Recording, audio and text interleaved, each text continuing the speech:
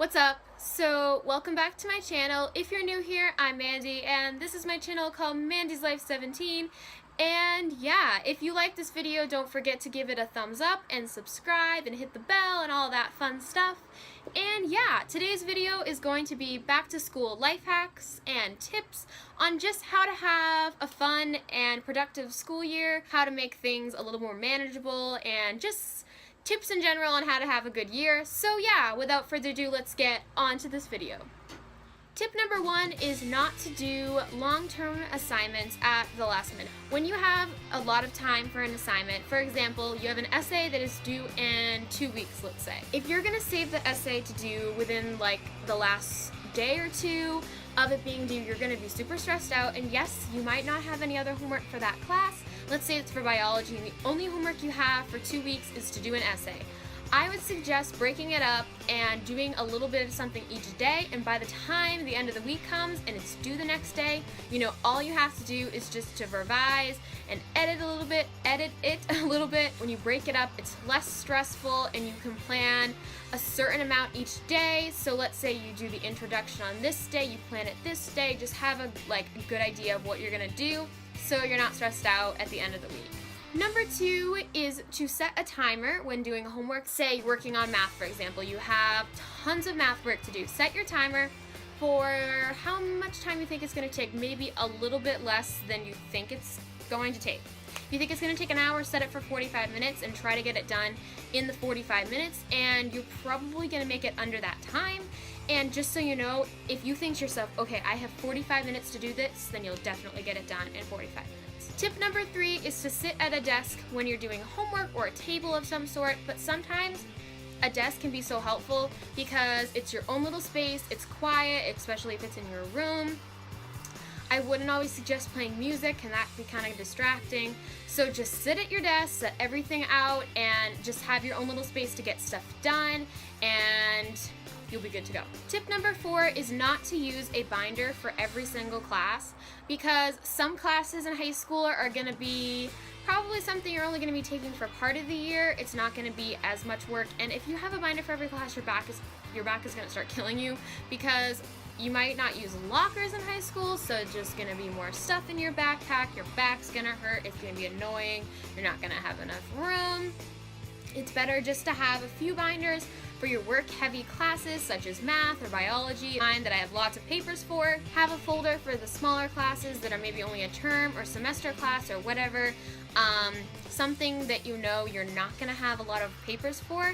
Tip number five is to take advantage of time anywhere you are, but especially when you're in a different class. I remember one of my teachers last year told us that after we were done with the work for this particular class, if you're in biology and you're done with the work for your bio, then you can work on homework from other classes. I wouldn't say rush through all of your different assignments for that particular class that you're sitting in. Your best work to turn in, then start working on other homework. And if your teacher has nothing else to give you, you might as well just work on math homework from a different class so you don't have to worry about it later on that night. Tip number six is to make your notes colorful. When you're taking notes, it can be so boring. If you make them colorful and when you go back to study, it's going to be a lot more interesting to look at. Definitely different colored pens and Sharpies or even exciting titles on your page just is more exciting than just looking at pencil. Tip number seven is on a busy day to make a schedule for yourself so you feel a little more planned out on what you're going to do and not stressing at the last minute of when you're going to get whatever you want done. So if you have tons of homework, you have a dance class, you have a sport that you have to go to, you have this, you have that, you have to make sure you do this for your mom when you get home, you have to do chores, and you're just super stressed out. Write out day, you could do it by hour, I guess, but maybe if it's like before school, maybe you can make a list of different things that you should have ready in the morning, maybe the night before. So the night before, if you are stressed out, write out the things that you have to get ready for the next day before you go to bed, so you have all that stuff in the morning so you're not stressed out right from the start. Have everything in your bag before, have your outfit planned out, maybe give yourself a little more time in the morning, get up earlier or take a shower the night before, that kind of thing, and just have a good plan of what's going to happen when the next day so it's not as hectic as you think it's going to be. Tip number eight is to always give yourself at least a little bit of downtime every single school day. That doesn't mean you should give yourself 2 hours to watch YouTube or to sit down and binge watch a TV show, but if it's just a little bit, that is something that'll calm you down and feel like you're not always doing schoolwork, even if it's just for 20 minutes before you go to bed. Sit down, read a book, sit down and watch a TV show, watch YouTube. Whatever you find that is most exciting to you and not something that's stressful, spend a little time doing it. Just find some time in your day to do it. Even if it's just a little bit of time, make sure to save at least 10 or 15 minutes to do that activity that you really enjoy doing. Tip number 9 is to study with your friends, because sometimes studying alone can be really difficult. You get distracted easily, although you can probably get distracted with your friends too. You can work off of each other and you can quiz each other on questions if you have no one at home to help you. You can stay at the school and hang out wherever there's a place to do homework, a quiet area, a library, whatever it is.